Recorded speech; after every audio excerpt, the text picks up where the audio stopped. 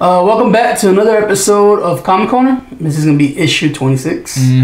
I'm Tony. This is Roman. Yes, sir. If you guys are new, because I know we have a new subs, if you guys want to check it out, interested, this is a show about everything comics. We bring you the floppies we read this week. If you guys don't know what floppies is singles. Then we give you a little bit of comic news, and then we try to persuade you into reading one of the good trade backs that we think everybody should read. And at the end of the episode, Roman comes and gives you the list for tomorrow's comics, what's coming out.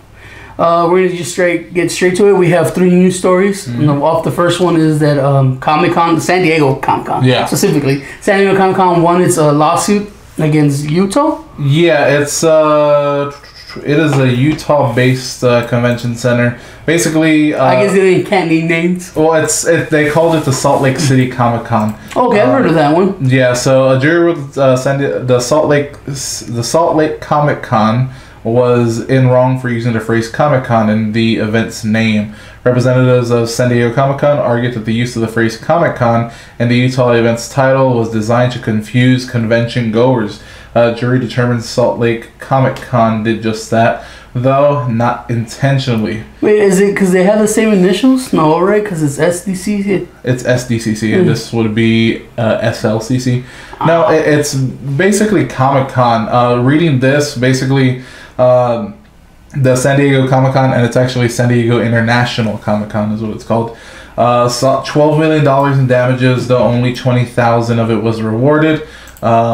So was it running the same weekend or something? It doesn't say necessarily, but it says the trademark lawsuit was filed back in 2004, with deliberations finally being held last Thursday. The roughly 140 events in the United States that include the phrase Comic-Con in their title will likely be pushed to find a new name now that the legal precedence has been set. So pretty much, we in town, we have in San Antonio, we have the Alamo City Comic-Con. Now what they'll actually be called, we don't know. I was suggesting we would probably call it like Pop Culture Con. Yeah, because it does do that. Or like a comic festival. I mean, it's not that hard to change the name. No.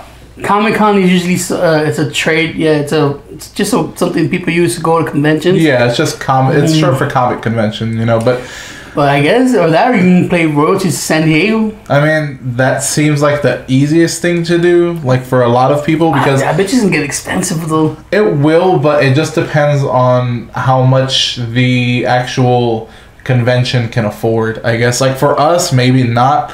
I mean, we are getting bigger and bigger each year, so that's good. Yeah, I mean, like I said, there's a lot of places that already have their name stables, like the New York one, Irmo City. I believe New York is part of the San Diego. Oh, the group core that creates? It's probably because actually Comic-Con started in the 70s, and the first one was actually in New York, and then it moved to San Diego. And then it became like a bigger thing during the 90s. San Diego started getting more steam, more likely just because of the amount of people in Hollywood out there. And then, in the early 2000s, maybe the mid 2000s, it blew up. And that's what it became, as you know today. San Diego Comic-Con is much more a multimedia event, more than just a comic book convention. Yeah, if you guys follow cosplays, you found out that convention season is now all year round. Pretty much, yeah. Just like, the gaming scene. How gaming scene used to be just like, it ended right in like July and you have a whole break and it starts again. Now it's all year because, of course, it's money. Money to advertisers and that money to sell all the stuff that comes out. And since comics is so big, you have to find a way to push them out and get people's money. Yeah. And I guess this is another way. It's like you want to have Comic Con in your title. You have to either pay royalties or call it something else. I'm pretty sure people be creative with it. Yeah, and it's just one of those things where, necessity creates... What is it? Necessity is the mother of invention. Bro. So you can come up with something else. Or if they do since they do have the trademark over it, maybe you pay them a royalty. Maybe San Diego will be nice. Who knows? But... You know what these means to, real quick before we tell the story, is the swag that people have of stuff that say Comic-Con might actually be valued to something, like our posters from Alamo City Comic Con. Yeah. I mean, like that's the last year it was called Comic Con. Yeah, it was called something else. Be like, it's possible. You want it, especially if you have them signed and stuff like that. And interesting, right? Yeah. So business opportunities and shit. And you know, it's become this thing where it's like San Diego Comic Con might not even need like San Diego. They could just call it Comic Con. Oh, that's right. So it's gotten so big, and comics are just a small part of it now. I think it was like a little hall they were saying. Yeah. That it's actual for the people that were supposed to be there for the comics and the floppies. Yeah, you're right. So it this becomes its own beast. You know that, but who knows what will come of it? We'll see in the coming year in 2018 and see what happens. True. But one of my favorite stories was Grant Morrison did an AMA, a Reddit AMA, which is Ask Me Anything. There was a user on there that basically asked him about his Batman and Robin run, where Dick Grayson was Batman and Robin was Damian Wayne. He had wanted it to be 5 years. He wanted 5 years of Damian. And the whole reason being is because he only did about 16 issues on Batman and Robin. And what he wanted to do was stretch that out. Like, he wanted to have more adventures, of course, but like the main stories that became the return of Bruce Wayne, he wanted those to stretch out into like the year.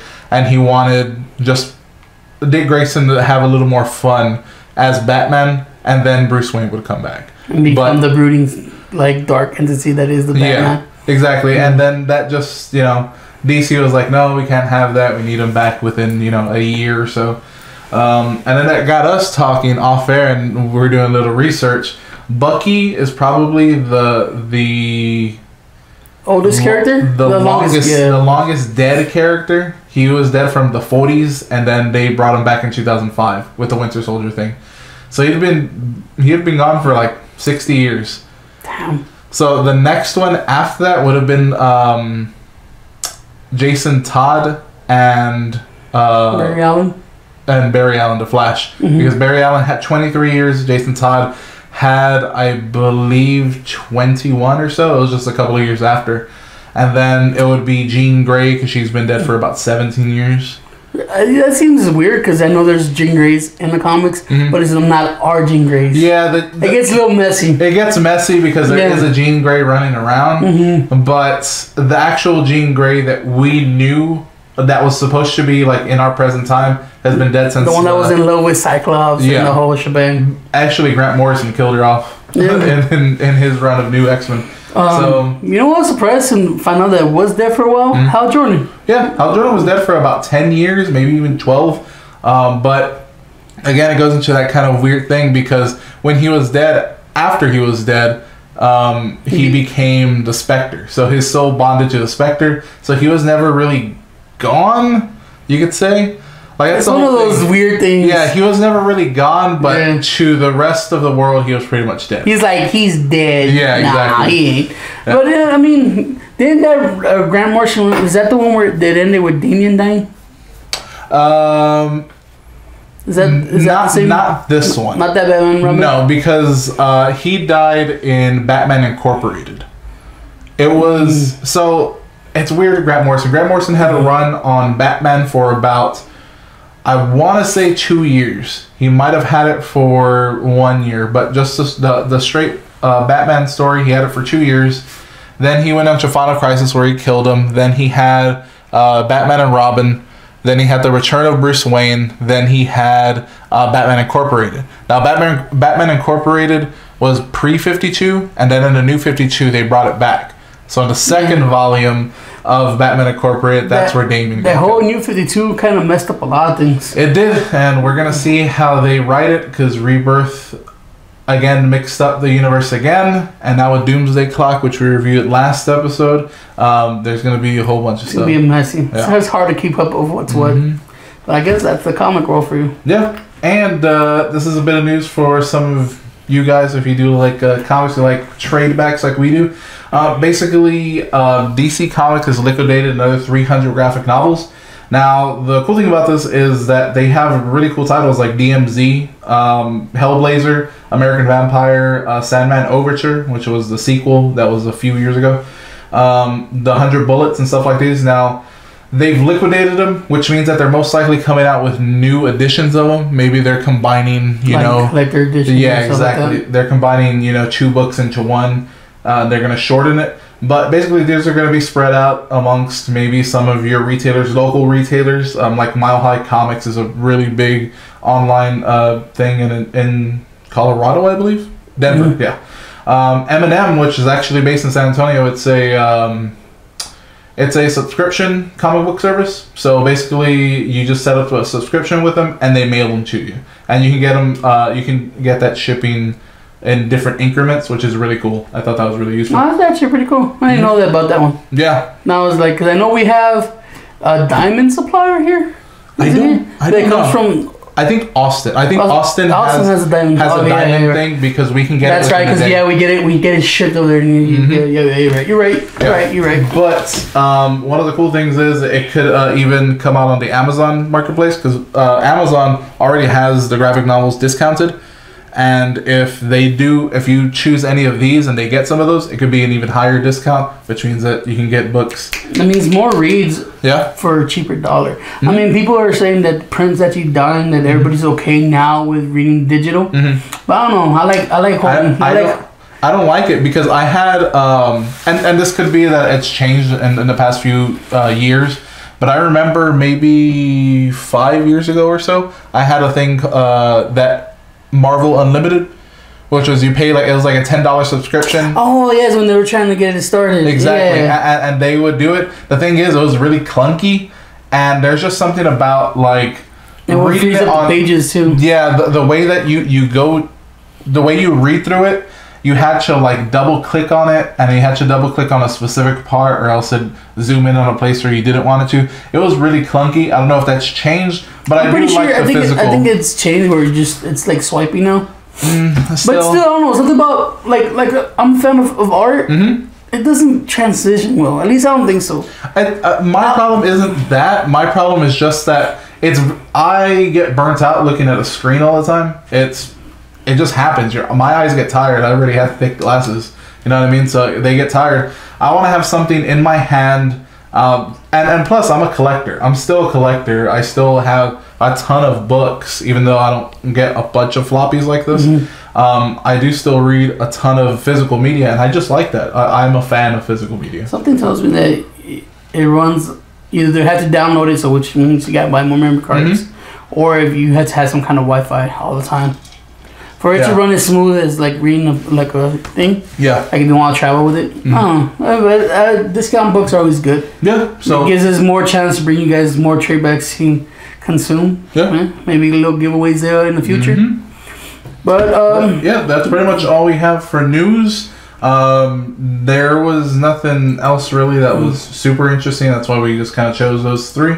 But now we're gonna get into our reviews and starting off with honorable mentions. You guys don't know what honorable mentions is? Is that they're good reads. They are, because we bring you. We actually buy a stack of comics, and we don't. If they're garbage or trash, we're like, nah, we're not even gonna talk about it. Yep. But there's some stuff, like we have a pick of the week, that's like the stuff that got us that week. Then we review one or two comics that you're like, damn, we gotta go a little bit more in depth. Then we have honorable mentions. It was good reads. It was just what it is. It's simple comics. And it's like this one. This one was gonna be the first one. Yep, it is Witchblade #1, written by Caitlin, or I believe it's Caitlin Kittredge, and drawn by Roberta Ingranata. It's girl on girl power, and it's from Top Cow. When's the last time you heard something about Top Cow? The only thing I remember reading from Top Cow that I actually liked was one of they have like this thing called pilot season, and basically they have they start #1s, and if like they get high enough numbers, they'll actually pick it up. And kind of like a television show, where they have a pilot. That's basically what it is. So I mean, I always read Witchblade because me and my brothers enjoyed it, and we liked everyone. We even watched the TNT show, and the animes are really good. But Darkness is another one. Yeah. There was one. Darkness was actually a pretty good game back in the early days of PS3 and Xbox 360. That was a pretty good game. And then there was another one, I forgot what it was called. It's about water and something, I forgot it. What's Top Cow? Fathom, there you go. So we read that. I know John picked up the floppies. He was like, oh, okay. But this is just straight what it is. They bring back Witchblade, but she doesn't know she's Witchblade. she kind of whole memory erased, new body style, and she's gotten kind of had to classic JRPG storyline. Yeah, she has to get used to everything again, and that's what it is. It's just like, okay, who was I? Who am I? And what does it mean? That's all it is. Yep. And next up, we have Street Fighter Reloaded 2. This is written by Kensu Chong and drawn by Alvin Lee, Arnold Chang, Andrew Ho, Alan Tam, and Rob Ross. Again, udon art. It's beautiful. It is. And then the story is getting high. I mean, just like I said, if you're a fan of the game, you're going to like the story because it follows all the main hero characters. It's kind of like filling in from part 3 to part 5. Yeah, like, I know last issue we talked about how all the games are kind of mixed up and stuff. This is trying to set it all straight. Yeah. So basically, Goken, who is Ken and Ryu's master, is dead, and Ryu and Ken are trying to figure it out. But along the way, there's Guile and Chun-Li trying to figure out Shadaloo. Really cool little kind of chibi, weird art style. It's odd at the very end. It's an origin story for Chun-Li, so it's pretty cool. I like that a lot. It reminds me of like the little collectible dolls that they release. Exactly. It's like real quick. But it is beautiful art, Street Fighter stuff. And speaking of Street Fighter, we have Street Fighter Shadaloo Special #1. There is 4 stories. 2 of them are written by Kim Soo Chung again and drawn by Hanzo Steinbach. 2 other stories are written and drawn by Omar Dogan. Alright, so Street Fighter comics usually rely on Ryu, Ken, Chun-Li, Guile. Yeah. They're the main characters in Street Fighter. So you kind of wonder, like, people who like stuff like Bison and Balrog and Vega's, like, what are they doing while these guys are on adventures? Exactly. This kind of fills that in. A couple of short stories of your favorite characters. The beginning one where Balrog it gets actual money and he's back home in Vegas. He's like, what do I do now? Exactly. I liked it. I was like, because I know he's a big fan of Balrog. Yeah. And I was like, okay, I liked it. And then it shows you a bit more of Vega and something like that. What was really cool is actually the comic's good, but I want you to talk about like one of the what are they called? I guess Short advertisement. Jesus Christ. There's an advertisement for a Sagat miniseries, like his origins, and it looks really, really cool. Sagat's the stuff we got in the anime. It's really good. Yeah, the advertisement says like the God King of Muay Thai origins, and I was like, damn, that actually looks really cool. They introduced Adon too. Oh, really? Yeah, because Adon was his rival. Yeah. He was his, like, I want to beat Sagat. And it explains why he's the king of Muay Thai and how he loses his eye. Yeah, well, Adon was his student, right? And he was just like, nah, you ain't shit, Sagat. And he fucking whipped his ass. And Sagat has a really good dark story and why. Because he's not really a bad guy. He joined the Shadow out of necessity. Yeah. And I was like, okay. Yeah. I mean, we all know how he got his scar, but once how he got his eye and how the triples and I mean, I'm a sucker for udon stuff. I pick up the Dark Stalker stuff. I pick up the Street Fighter stuff. I pick up the Cross stuff. I pick up the Tekken stuff. I don't think Tekken's not udon. No, Tekken is. I forgot what Tekken is. I think Tekken might be Boom. I'm a sucker for fighting game comics. Yeah. I buy all of them. But next up in honorable mentions, we have Spider-Man 235, written by Brian Michael Bendis and drawn by Oscar Balazadua. This is actually weird. It's good, and I don't want to spoil it for them. Yeah, it's. We'll just say the Sinister Six is back. It's a version of the Sinister Six. Oh yeah, because it's Miles Morales' version of the Sinister Six. Yeah. It's Miles Morales. Apparently he has, and this isn't a spoiler, he fought Hammerhead, and he has like anxiety about being a superhero now. He's questioning it. He's also getting like different powers than what he usually did. He had he calls it the Venom bite or something like that. Oh, the one that's poisons? Yeah, well it's like a sting, and then it like explodes. Like he has like a small explosion. Really? Yeah, it's really weird. I didn't read that much of it. So it's really cool. The reason it's an honorable mention is because it's the start of something, and it's just interesting enough to keep it going, but not enough for a full review, in my opinion. I mean, I'm not a big fan of the Sinister Six. Yeah. I was like, no, it's okay. Yeah, but who's leading the Sinister Six is a big surprise. Yeah. You gotta read it though.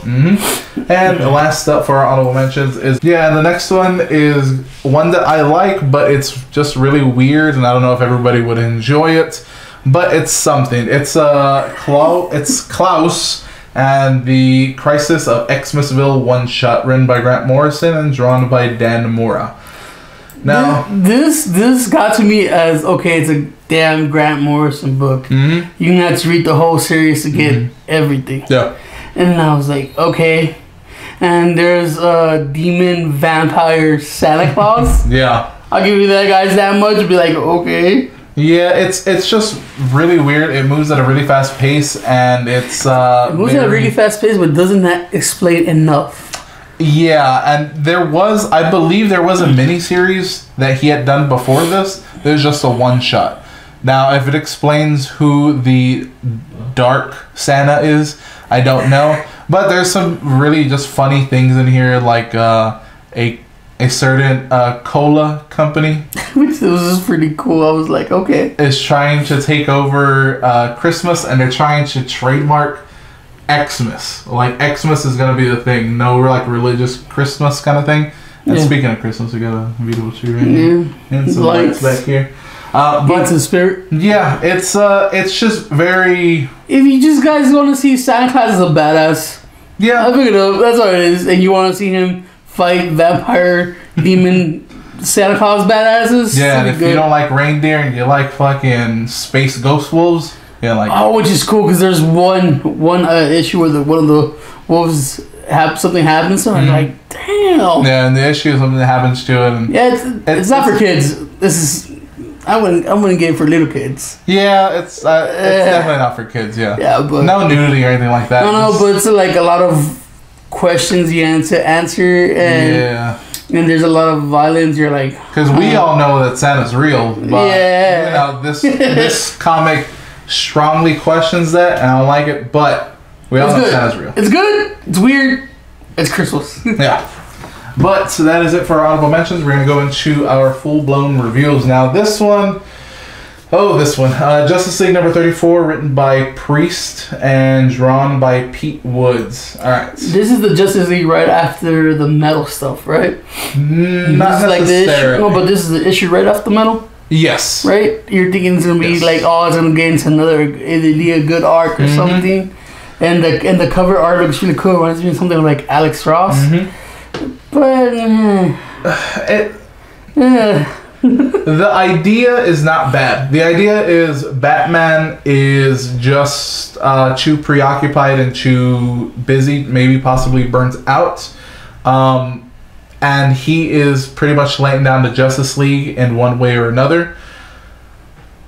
It's just I don't hate it because of that. I like seeing. It sounds like Batman is questioning himself. And that's fine. I like that. Like, that is cool. It's when he comes to Batman, it's written poorly because it doesn't feel like those characters. Yeah, that's my problem. Batman seems like he would always be confident and he won't say anything about it. Yeah. He's like, all right, so I'm messing up, but he'll find a way to figure it out by himself. This one is like, oh man, I'm messing up, guys. But there's like weird things in here, like Superman. They're saving somebody in El Domingo is what they call it. It's pretty much like a Mexico city ripoff, or like what would be like a coastal town? Venezuela. Cuba. Dominican Republic. Well, like specifically Mexico, because that's what they're really aiming for. Wow.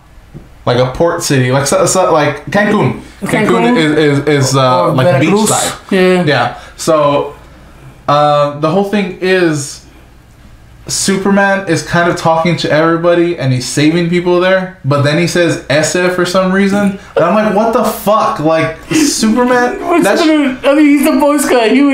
Not even that. It's just that slang. That's not even like that's not even Spanish. That's a slang word. Why would he use that? Why would he know that? And that's my biggest problem. He writes these characters like they're not those characters. That's my biggest problem with it. So I honestly don't like this comic book. This is just a review. I don't like it. Don't pick it. Oh yeah, we're gonna bring you some reviews of stuff that we don't like. Yeah, no, this was because I know we told you that we read books and we don't bring the trash, but there's some that we're like, come on, guys. Come on. There's even things like Simon Bass is not black, and he's saying stuff that's like stereotypical black. Wait, isn't he Arabian? He's Arabian, yeah. Right? He's Middle Eastern. He's he's Middle East. I'm not too sure. I'll just say Middle Eastern. Is this the one where no, it's not this one. No. Where he's praying at the beginning? No, that is that other Green Lantern. Yeah, that's the other Green Lantern. But it's just he just uses weird like he writes these characters like he doesn't know them too well. I have no idea. He's just going by the cover, not in depth. Yeah, and he's just, like, oh man, he looks black. Let's write him black. Yeah, and that's just like there's something in it. It's something that's just like it's kind of like the stereotypical black. It's not even like okay if he wrote him like John Jones. John Jones is a very articulate, very methodical thinking man. Yeah, but more John Jones is more military. Yeah. Than skin S. Yeah, but exactly. Yeah. It's his personality, not his skin color. Yeah. And this, it's just like, oh, he's brown. He's possibly black. You could use his words. So let me just use stereotypical black lingo, and it's just like I didn't like it. Yeah. And the story was all over the place. We might be wrong. If you guys read it and you guys think, oh man, we talking about it, fit the characters right, let us know. But we didn't like it. No. We didn't like it because it doesn't stay true to the characters. That's the biggest thing. And in DC, that's one of their big things is like, no matter what, they stay true to the characters. Yeah, and it's a cool idea. Batman is like, doubting himself and thinking, what's going on. It's like they brainstorm, it's like, hey, we need something. Well, what happens if Batman starts questioning himself? Good. Someone fill in with details. Who? Doesn't matter. Yeah, this guy Priest. And apparently that's that's his legal name now. But he did have another thing before. I'll try to research it and see if I can get back to it. But either way, next up for review, something good, something we actually like. Superman 36, written by Patrick Gleason and Peter Tomasi, drawn by Doug Mahnke. Is this the end of the arc? This is the end of the arc. If you guys have been following us or been reading Superman, we all know that he was in Apocalypse. And we don't exactly know what happened to Darkseid. Darkseid's not there, and they had brought Lex Luthor. Yes. And he's like, Lex Luthor, do something. He's like, well, I'll give you guys something better. And he kind of entraps or cons Superman into going to Apocalypse with him and his family. And he's like, you're going to sit on the throne. He's like, I don't want to sit on the throne. He's like, you don't got a choice. But this is a resolution. It's a very interesting resolution in terms of what Apocalypse will be doing going forward is really, really cool. I like that idea, and there's something that leads into the next story arc that's going to spread through 3 different comics. Is this canon though? Yes, this is canon. As right now, this is Rebirth. So like, I'm a Darkseid fan, and he's been like AFK. He's been weird around all the comics. In Green Lantern, he was dead but wasn't. And Metal, he's a baby. And Superman, he's gone, but they don't explain how. And Miracle Man, something happens to him, but they don't explain what. I know they said he's dead, but he's like, and you could hear in Miracle Man's head, like, Darkseid. I was like, okay, so is he like trapped in the mystical, right? We read those one-shots of gods and stuff, and like, oh, something's gonna happen to Darkseid, but I don't know. And suddenly you have Superman's like, okay, the throne, you want me to take it over? It's like, I don't know. I mean, it has a very satisfying ending. Did you like the ending though? I did like the ending because it's supposed to. That's exactly what that character is supposed to be. We're not spoiling anything. At the ending, you're gonna be like, oh man, they're gonna go back to that, and it's the start of another little like series, or it's gonna be a couple of crossover issues. It's gonna be 5 issues. It's gonna go through Superman, Teen Titans, and Super Sons. So I guess it's gonna revolve a lot about John. Yeah, it's gonna be. I think the arc is called Super Sons of Tomorrow, and basically it looks like Jonathan may be losing control of his powers. He has powers. Maybe he's gaining powers that he can't control and putting the Earth in jeopardy. Human. Exactly.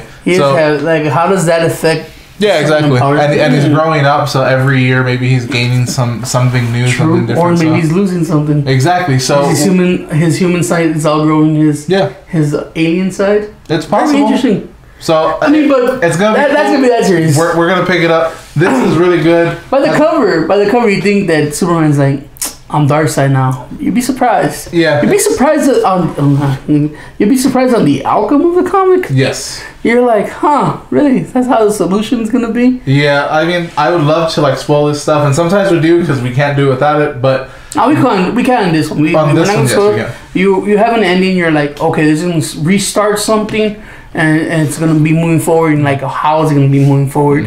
Because it becomes that classic scene again. Meanwhile, you're like, oh, what happens to Darkseid in Apocalypse? Does he take over the throne? Is he the new Darkseid? You know, you got all these questions could be answered if you guys pick up the comic. And we were saying it's really good though. It is really good. You'd be surprised on some stuff. I mean, is it possible that maybe Darkseid is, because they've kind of done this where Darkseid's like more of a soul or like a spirit entity. Yeah, more than a body. Galactic stuff. Yeah, and he can infect the body. I mean, Jimmy Olsen was actually Darkseid for a little bit. Darkseid was actually took over Jimmy Olsen's body, and that's how he first came into the comics. Really? Back in the I believe the 70s. Jack Kirby was like, I have an idea for Darkseid. He brought it into Superman when he was working on at that time, and Jimmy Olsen was possessed by the powers. A lot of things happen to Jimmy Olsen. So yeah, but pick it up, guys. Maybe he's possessing a kid of some kind that maybe does into another storyline. Maybe possibly don't know. That's why I read these comics. That's why I'm a comic book reader. You know what I mean? I've been doing this for a fucking year. You know. I mean, yeah, it's real interesting. It's like maybe he isn't, because his son was on that planet. Interesting. Alright, pick it up, guys. But our next up is going to be, and this would usually be a Tony pick of the week, but this week's going to surprise you. But first, Amazing Spider-Man, Venom Incorporated, Alpha #1. Jesus Christ, that's a long name, but it's a big comic. It's a bigger than usual? Yeah, it's probably like a 48-pager, to be honest with you. But it is written by... a little bigger price ones, too, because there was that much... But it is written by Dan Slott and written by Dan Slott and Mike Costa, and drawn by Ryan Stegman. Now, Mike Costa actually... where have I heard that Mike Costa name? Mike Costa did the really good issue of Venom that we talked about a few episodes back. The 151, where he's actually questioning himself. Yes. And the symbiote is learning. Yes. Yeah. He's a good writer. Yeah, well, he knows how to write Venom. Exactly. Because I don't think I've read other stuff by him. I'm pretty sure I've read some other stuff with him, but maybe it's just Venom. I don't know.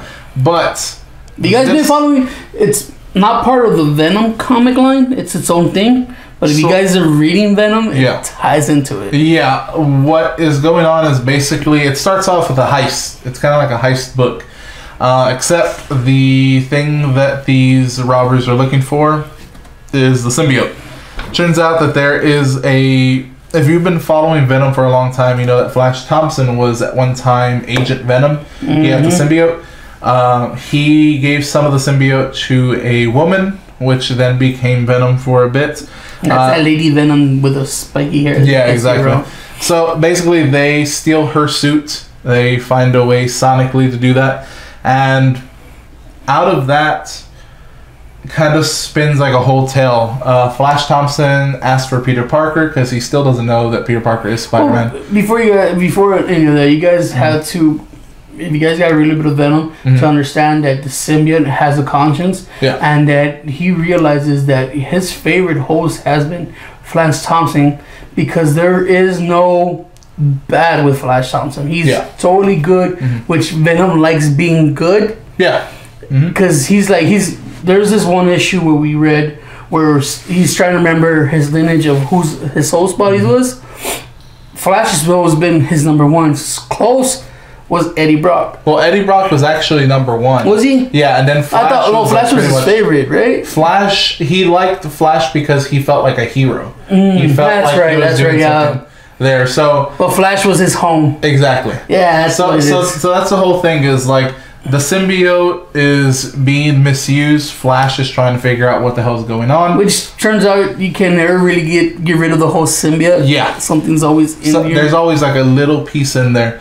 And he's asking for Peter Parker to ask Spider-Man, because he doesn't know, and to like helping him. He can track it. He needs Spider-Man to fight it, basically. Some really interesting stuff happens with Eddie Brock.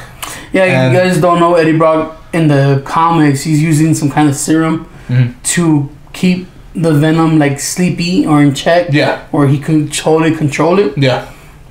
But there's something that happens in this comic with that you'll be surprised. A return of your favorite anti-hero, possibly. Oh, catty mad. Yeah. Just saying. It's actually pretty cool. I like the design of this particular hero that comes in. It's just it is a new hero, kind of. It's a new hero. It's just that last page. Yeah. All these comics, that last page be like, yeah, all right. So it's interesting. I want to see where it goes. It's a good story. It's more in depth into not Venom but the symbiote. Yeah, it seems with Dan Slott actually like plotting this whole thing, and then Mike Costa writing a few things. It looks to be good. This is what I like out of a Venom comic. You know what though? This should have been Venomverse. With all the symbiotes going around and everything, this would have been a better story than whatever the hell they gave us. Oh, Venomverse was shit. So right? You just gotta get over it, bro. Because if this incorporated would have been Venomverse, and you understand that whoever is touched symbiote has like something to do with the symbiote, that would have been amazing. And then in the middle or the ending would have been the last page in this book that started something new. That would have been even better, wouldn't it? It would have, but instead of just like this happened. Here's the thing with comics, people. Sometimes you get a shit storyline. You gotta deal with it. This is a really good storyline. It introduces new characters, introduces characters in the past. It totally involves the symbiote, not just the host body. Yeah, which is good because you're like Venom. You want to know because now that he has the conscience and everything. It's a lot better. It's good. I want to pick up the next issue. I don't know how many parts of the series is going to be. I mean, I think that's a one shot, but I think there's gonna part one though. Well, I think that's the part one for the storyline. I think there's actually going to be a Venom Incorporated like miniseries. Yeah, well, but I'm not too sure. This is just a one shot. And like I said, Amazing Spider-Man Venom Incorporated Alpha #1. God damn, it's a long time. Something that it has to be like Venom Incorporated Part 2 or I hope it gives you more. Yeah. I don't because the Venom comic has been lacking. I mean, the thing is, it says Alpha, so we know that the ending is going to be an Omega because they never use Alpha by itself. True. So there's going to be an Alpha and Omega. So there's going to be a beginning and an end. It's just the middle that we're deliberating. Yeah, because I hope I hope it bleeds into the Venom comics because I am done with the Hunter dude. Yeah, Craven is not that was a great character. Shouldn't have been a villain for Venom. B, I just don't like it. I just don't like the way they're writing it. So if this outcome bleeds into the comic, I'll keep buying them because I've been buying Venom comics. It's one of those. Come on, it shouldn't be 5 issues to just fight the Hunter. But then again, all right, now, people, this is our pick of the week. Yeah, that rarely happens. And this happened. This is like probably like the second time this has ever happened. We've done 26 of these episodes. We do not do this. But let me tell you a real quick story before we introduce. All right. So at our comic shop, before I buy comics, I talk to the people that work there. He's like, "Hey man, I know what I kind of want. We make a list, right? We choose.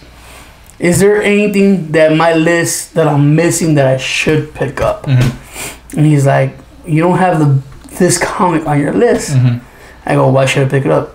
It's like it's something special. Yeah. You're gonna like it. And I was like, "Okay, all right." It's Batman. Yeah, Batman #36, written by Tom King and drawn by Clayman. But that is the return of the Superfriends, which I didn't really care for the Superfriends. I didn't really care. I mean, I don't care for Batman. It's the world's finest, is what it is. Yeah, I mean, I don't really care for Batman or Superman as characters alone. Yeah. Like, I read Batman for the Joker.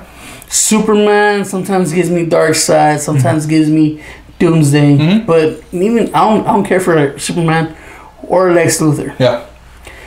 the reason this is my pick of the week. Yeah, go ahead. Is because they humanize the fuck out of these great heroes. This has nothing to do about them being heroes. This has nothing to do with their villains and whatever. Like, they have bad guys in this story. Yeah. And it reads like a weird, like, rom-com detective story. Like, they're after something. But that doesn't matter. Yeah. What matters is that they're two alphas that don't know how to be friends with people. Yeah. I mean... And it's coming from people like me, which I don't really get out in the world that much. So that communications of like, what do you do with friends? I don't know the process of it. Yeah. So that got to me. It's like oh man, I don't know if this is a proper thing to tell friends and stuff like that. Yeah, exactly. And I love that. I love how they were just like, they're regular buddies. It was like. If you guys know, Batman got engaged. Yes. Right? And that was a couple issues back. Superman, and this comic is like, Superman's like, he didn't tell me. I guess we're not friends. Yeah. And I was like, now I started thinking in our lives, like if you or anybody else in the Grimworks network would get engaged and you guys don't like tell us, hey man, I got engaged. Yeah. I'll be like, we're not friends. Yeah. I'll be like, really, dude? It seems like it's one of like an engagement, something on that level, something big like that. Something you would be happy to tell your friends and be like, hey man, this happened to me and stuff like that. It's like, I like it because they question each other. Yeah. It's but that's what like real friends do. They don't like real friends. Like me and you have been friends for a long time. Yeah, for a decade or so. Yeah, more than a decade. So we have a different kind of relationship where we like to talk mess to each other. That's what we can do that, but we know we can handle it. Oh yeah, if you guys seen a couple episodes, be like, oh, your picks of garbage. Yeah, exactly. Like, but in the end, but big moments in life. Exactly, I'll always share with you, and vice versa. And I'll be like, why didn't he say this? Exactly. Like if someone comes out, it's like, hey man, you know this happened to him. It's like, it did? When did this happen? He's like, couple of days. And you start questions like, is he bad? Yeah. Are we not friends anymore? Exactly. And it's funny to read Superman like that with insecurities. Yeah. And it's cool because they're talking with their spouse and their future spouse or their significant other, their fiance. And they're having these couple relationships, which you don't think of superheroes that way. Yeah, you don't see like the nitty gritty of relationships where you're just like, come on, I don't want to do this. Yeah, like all right, let's take Batman. Batman's dark. He's broody. He's like, no one messes with him. Everybody fears him. Yeah, and you're in the middle of this conversation with this Catwoman, be like, should I tell him? Yeah. What happens if he doesn't care? He's like, well, like, and the way they see each other was very interesting. That's my favorite part. Meanwhile, the girls are he's like, man the fuck up and just do it. He's like, I don't know. Well, it's different because the women see them and they know what makes both of them special and they know why they're friends. So that's the reason this was over Venom. Yeah. Because you have these greatest people in the world. Turns out they could be just like you and me. Well, the whole thing is like, the reason I like this comic is because it shows tonally how different they are, but how similar they are. I never thought of that. Yeah, because like tonally, I mean, Batman uses fear to instill. He instills fear. So that he can have law and uses darkness. Exactly, and then Batman or Superman is in the light and is a symbol of hope. Now the whole thing is like they see the absolute good in each other, but they kind of devalue themselves. Like one of the cool things is like Superman. He's just like, man, he lost his parents. Like he's gone through all this pain, but he chose to. He should be a killer. Yeah, but he chose to be a hero. I love how they got their past. Yeah. And they could easily mix them to be villains. Yeah, and then Superman was Batman was talking about Superman. He was saying like he's an alien and he came here, but he worked the dirt. He was a farmer's son, and he had new powers all the time. Oh yeah, but he chose to be the symbol of hope. It's just really really cool. That's one of my favorite lines in the comic. Yeah. He's like, we're ants to him. Yeah, he could easily kill us all and not even blink an eye of it. And he's like, but he chose to be our hero. I was like, and just the way I never thought Superman would be like, if Superman goes bad, oh yeah, we're all dead. No, we seen what happens when Batman goes bad. The whole Metal series. Yeah, it's pretty that shone on. I was like, okay, Batman has potential to take over the world, but he has to work hard to do it. If you want to read something like that, where Superman does say, like, you know what, fuck these people, I'm gonna rule everything. Read Injustice. The Injustice comic is basically that. Yeah, but even in the Injustice comic, Batman stopped him. Yeah. And this one, he's like, if he wanted to, there's no me stopping him. Yeah. And I was like, that is true. Yeah, and it's really cool just the way that, like, even though they're heroes and they admire each other, they sort of devalue themselves. Like, Superman is just like, you know, I was just like a farm boy, and that's what I was. He's like, oh yeah, he starts comparing. He's like, I had mom and pop. Yeah. I had family and love and all that. And he goes like, and then, you know, Batman is so cool because he's like, I was just a rich kid. And Batman was like, yeah, I was just a rich kid that had the means and something was taken away and I had to do good. So, like, it's really weird. They're like, oh, they chose to do it, but they were like, no, we had to do it. It takes a look at how they looked at themselves. Yeah. And that too. And that's what makes these characters so special, and that's what makes them cool. As you always think of them like, if you look at it, and Frank Miller has kind of explored this in the Dark Knight Returns thing, like, Superman is the Boy Scout. Yeah. If you wanted to say he could possibly be like a Republican, like, he's like a standard bearer. You know what I mean? And then you look at Batman, and he's a vigilante. He goes against the system because of his tactics. Exactly. So it's just really weird that, like, these two people, as we can see in kind of our political climate today, don't get along, but they have one thing in common: they do not want to see anybody hurt. Yeah, that so they become friends on that. Exactly. The key to their friendship is no one wants to get hurt. That was explained in Kingdom Come, and that was a great comic too that explored that. I mean, because we've seen the other side of the events, and we've seen in Metal what happens if Batman loses everything. We've seen even every kind of outcome of Batman. He becomes evil. Yes. One of my favorite comics is what happens if Superman didn't land on America, and he landed in Russia. And Superman Red Sun. He becomes that dictator power. Easily get power. We've seen Injustice. What happens if you take his love away? He just goes berserk and stuff like that. Because people forget that Superman doesn't question of killing. Yeah. It's like, if I have to, I probably would. Well, that's his whole thing. It's just like, he has a very strict that's the thing, is that this has been explored, and the one that will always kind of bend that code, because she is a different part to the Trinity. Like, they all bring something different. Like, but Batman and Superman always have the one thing. Like, they will not bend that rule. No killing. There's no discussion. No killing. And that's the kind of the core of it. But they have a lot more in common to do with it. But they say no killing until something big happens to them. Not really. Like, we've seen them, like... If you read those comics. Yeah, they get explored that way, but... But I'm talking about, like, just regular universe kind of things. They don't really bend that rule. They are staunchly no killing. I didn't know how in-depth this comic was until we had this conversation of, like... Look how they... And meanwhile, the coolest thing is that their girl goes, dude, we know who you are. If you let your friend know that you care, ain't gonna change you. It's... And the one thing that I love about it is there's another part where Lois is saying, like, oh, I have to do this report, but I have to go by myself. And Superman is like, well, let me help you. She goes, no, I'll be okay. And he goes, I know. And then...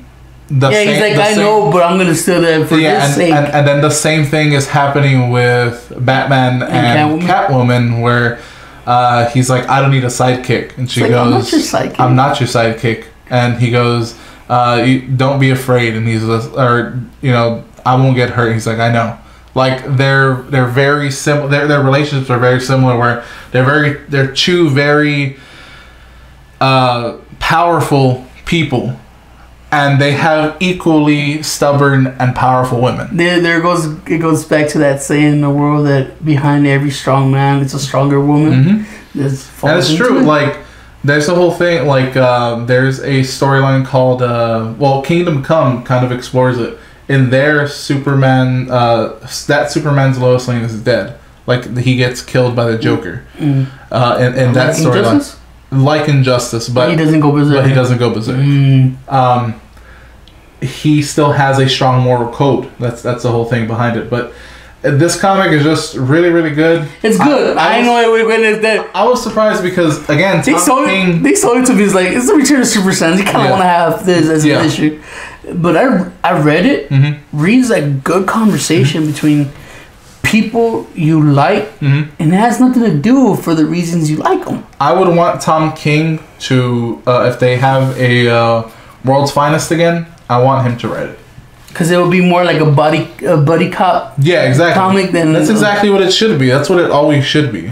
But like, because you see this kind of relationship with her sons. Yes. And I was like, okay, it's what I was reading. I was like, oh man, this reads kind of like Super Sons, where it doesn't matter the crime they're trying to solve or what's going on. It's more of them getting to know each other. Exactly. Yeah. But there's like they've been friends for years. Why won't you tell them? But like with Super Sons, it's the extremes. Like Batman is extremely Batman, super smart. You know, a very great tactician, very accomplished, and then Damian is kind of like the hyper extreme of that. He's super intelligent to the point where you hate him, kind of, and he's a great tactician.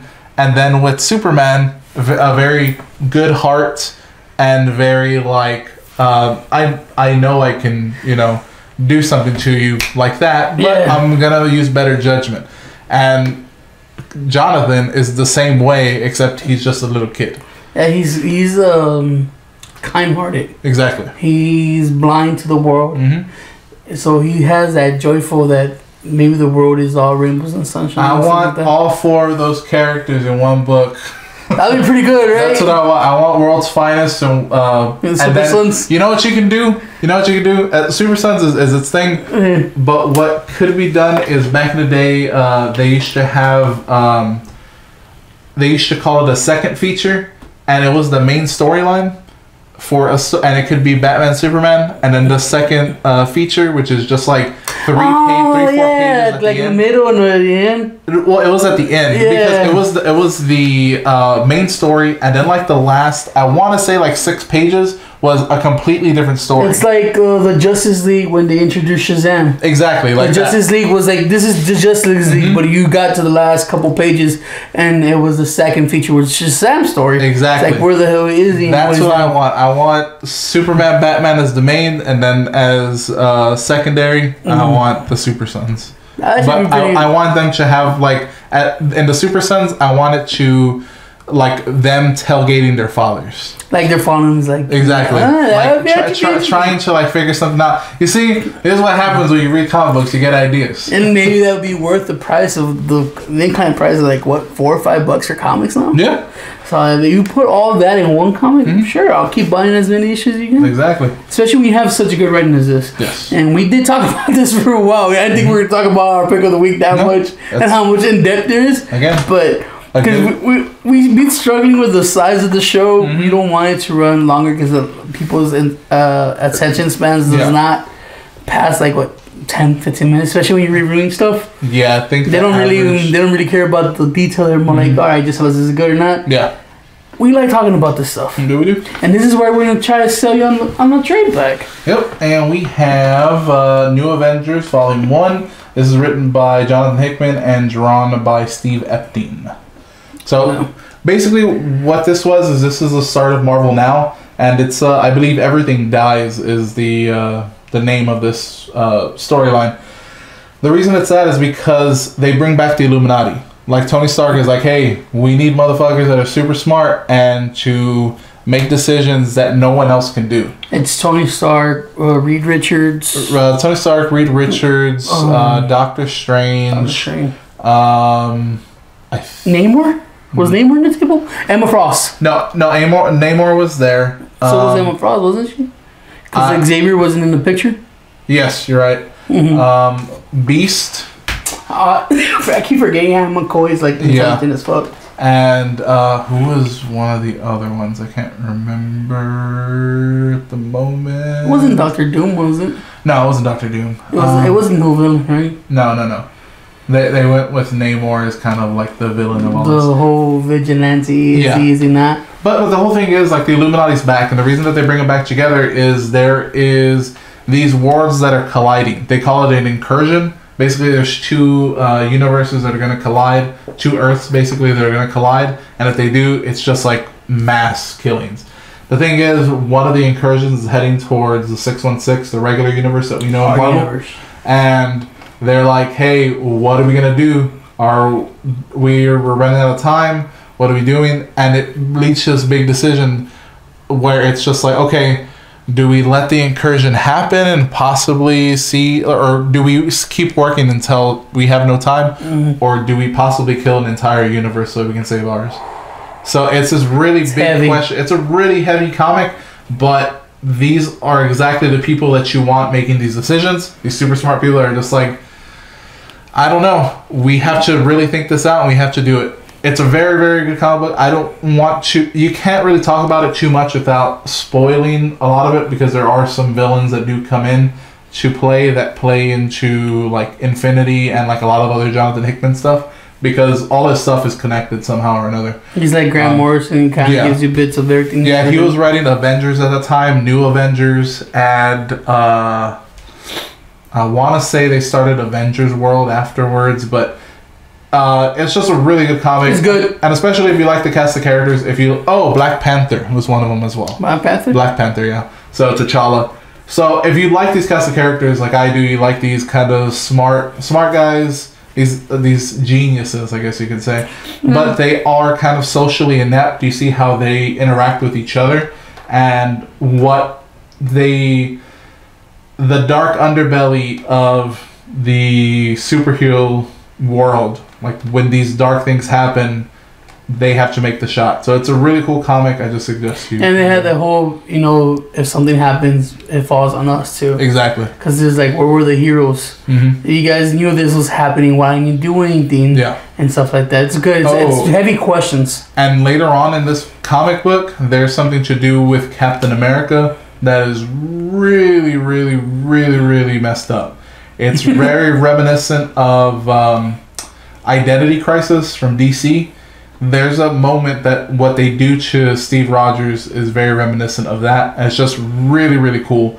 Honestly, it's one of my favorite comic books that Jonathan Hickman has written, because I like this cast of characters. Steve Epstein's an amazing artist. And yeah, I mean, they're asking heavy questions and he's giving you answers that be like, I don't know. Yeah, you just don't know. What would you do in the situation, basically? True, it's like I don't know. It's like, man, you're out of luck if you do, you're out of luck if you don't. Yeah, exactly. Kind of deal.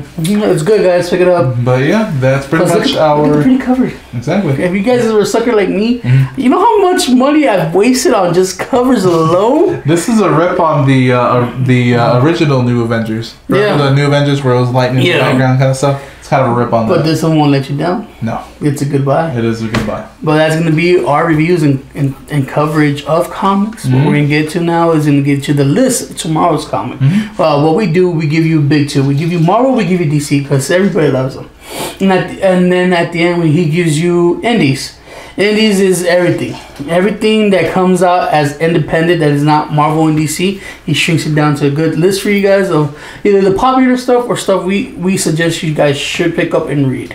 Yeah, and I think that heard real nice. Oh, yeah, because everybody writes comics now. This week was a doozy for independent. Which is funny, because I've been reading reports that comic reading has gone down, that nobody reads them anymore. Yeah. But everybody makes comics. Yeah. So why is more makers coming out than readers? I don't get it. I don't get that. I don't know either. Because I've been trying to find ways to promote this. We like the show. We wanted to continue. Yes. And it's kind of like, be like, oh man, people are not watching. What can we do? Bring more views in. And I go into all these comic stuff. And like, why aren't people reading comics? And they're like, they are, but they aren't. And a lot of people who read comics want to create their comics. It's a weird thing. Yeah, it is a weird thing. But get to this. That's another rap for another day. Maybe when we have a shorter comics file, maybe it's something right in the discussion. But all is Marvel? Yeah, this is Marvel. It is All New Wolverine number 28, Amazing Spider-Man 792, Ben Reilly Scarlet Spider number 11, Cable number 152, Daredevil 596, Despicable Deadpool 290. I want to see what happens to that. Oh my god. Vampire dinosaurs, that's all I have to say. Vampire dinosaurs bullshit. Falcon number 3, Jean Grey number 10, Punisher 219, Royals number 12, Runaways number 4, Secret Warriors number 10, She-Hulk 160, Star Wars 40, True Believers, Phoenix Bizarre Adventures, True Believers, Phoenix Classic, True Believers, Phoenix Return, Unbeatable Squirrel Girl number 27, Weapon X number 12, and X-Men Blue number 17. Damn, it's gotten to that point of the weeks where it's a heavy week. Yes, it is. My throat is growing dry. Moving on to DC, we have Action Comics 993, Batgirl and the Birds of Prey number 17. Action Comics is the Oz and Lex Luthor stuff? It's the aftermath of Oz. Yeah. Oh, okay, yeah, you're right. All right. Batman and Birds of Prey number 17, or Batgirl and the Birds of Prey number 17. Batman Who Laughs number 1. This is the second printing. If you missed out on the first printing, you have to read them. You have to read all those metal ones. Yeah, they're pretty good. Bug, The Adventures of Forager number 6, Detective Comics 970, Flash number 36, Gotham City Garage number 5, Hal Jordan and the Green Lantern Corps number 34, Justice League of America number 20. Is the Green Lantern the Return of the People? Right? Yeah. Yes. Mm-hmm. It is that. Mr. Miracle number 5, New Superman number 18, Ragman number 3, Red Hood and the Outlaws number 17, Scooby Apocalypse number 20, Suicide Squad number 31, Supergirl number 16, Superwoman 17, Titans number 18, Wildstorm Michael Cray number 3, and Wonder Woman 36. Oh, this week my wallet's gonna hurt. Yeah, it is. But let's get to them indies. Indies is gonna be a short list because there was a lot of crap this week. I fucking trimmed the fat like a some bitch. Starting off with Aliens Dead Orbit number 4. Always like Aliens. Archie's number 3. Don't fuck with Archie, man. He's good. You guys, have you seen Riverdale? Damn. Yeah, people like Rivendell. Well, Rivendell. Fucking Lord of the Rings. But Giants number 1, Grass Kings number 10, Grave Transgressors number 1, Invader Zim number 26, Jughead the Hunger number 2. That's where Jughead's a zombie. Yeah. Kid Lobotomy number 3, Kingsman Red Diamond number 4, Maestros number 2. Ooh. That is the second printing though. Maestros number 3 as well, and Wicked and Divine Christmas Annual number 1. Wicked and Divine Christmas. I picked that up. It's a strange comic. It's been going on for a while, like 40 issues or so. No. But the Giants. What's that Giants about? Giants. I think it was the Giants number 1, right? Yeah, it is. It's a strange comic. Let me see if I can find the actual synopsis of the comic. Synopsis. I don't know. Some of these indies, depending on the company, like Image is really good. Top Cow was alright. That's okay. Yeah. Okay, a cataclysm of unknown origins unleashed a race of gigantic monsters whose presence has driven humanity underground. Their two orphans discover that the most dangerous monster is ambition. Unchecked will grow until it devours you. An original vision from two powerful new talents. The Valdemara Bros' first American work. Sounds weird. I think they're Spanish. It is a Dark Horse comic. You know Dark Horse has a good reputation. It seems more like it's gonna be like, oh man, we're the reason everything's chaotic. The cover looks really good though. The cover looks really cool. It's like an ice giant that's kind of doing that. They kind of look like Titans more than anything. But yeah, maybe I'll pick it up. But that's gonna be a list for tomorrow. Go ahead and tell us what you guys pick up. Tell us if you thought that the Justice League was good. Tell us what's a good trade bag to read. Yeah. Because we're getting down to close to 30 episodes, and that's a lot of trade backs to cover. You have to keep digging to bring you good stuff. So if you guys got suggestions for us to read, make sure to go and go to YouTube/Grimworks. Yes, we're official. That's right. Now you can you don't have to go searching no more. Just put /Grimworks, and that's us. You know what? Let me try it right now. I'm gonna try it right now on my computer, YouTube, and go ahead and drop us a comment. /Grimworks. And look at that, there we are. Oh, so beautiful. It's right there. Yeah. But if you want to get in the conversation, again, like you said, like, comment, and subscribe is very important to us. We appreciate everybody that subscribes and comments. It's one of those questions that I keep asking. Do you guys like the length of the show? Do you want it faster and shorter? Yeah. Or do you like it that we actually have a conversation about the stuff we read? Because we could easily be like, buy, don't buy. Yeah, right? Exactly. We can go really cold, but I don't like it. I don't like it. I like talking about it. Yeah. A good comic always sparks conversation, just like our conversation. Any good literature does that. Yeah, it's true. And it is. But if you guys are not into the YouTube stuff, I don't know why. Everybody should. Everybody should. We have all the social medias. We have Twitter. We have Facebook. We have Instagram. That you have to search Grimworks. Yeah. You have to. But usually one of the first ones that pop out, you see our ugly mugs on it. And if you don't want to leave a comment for any reason on YouTube, you can go ahead and give us a email at citypod88@gmail.com, and in the title just put comics. But I want to talk about one last thing before we go. We talk about comics all the time, but we're actually really big gamers. Oh, the Street Fighter comics? Yeah. Woo, we got so many announcements for video games. We are, and you know, the whole thing is, like, in January, we're going to have Arcade Edition for Street Fighter 5. I'm going to get that. I'm going to get back into it. You know, that's all good. We're going to have Dragon Ball Z. Yeah. That's going to go good, too. Oh, God. We're going to have Monster Hunter. I know the beta was just this weekend. The beta was pretty good. I played a little bit of it. Maybe check out my YouTube channel and check that out. But, you know, every gamer needs a little help. Myself included. So I'm guilty of it. So what I do is I need some, thumbstick grips, and where I go is FadeGrips.store, and you can go ahead and use our discount code, which is 20% off. You can go ahead and use Grimworks. That's capital GRIMMWORKS. And they make great stocking stuffers, to be honest with you. I'm going to give a few to my brother. Oh, the holidays coming. Great stuff. You want to give a little bit more than stocking stuffers? They have shirts. They have what we call controller condoms. And that's it's rubber protective for your whole controller. You know, people that break them or spill stuff on them. It's very good. Yep. And he also has these $15 and $25 stocking stuffer deals, which is really cool. Just looking at it right now, you can get 1 controller case and 3 grips. So you get 2 of his Fade grips, and then my favorites, which are the Pro and the Glow. They have a really good balance so that you can, for you. My favorite is a candy because you can strike out the crap out of your controller. Yeah, but the colors pop out. The colors. You like churning butter. Yeah, you got that little indentations that this is where the thumb goes and you go like that.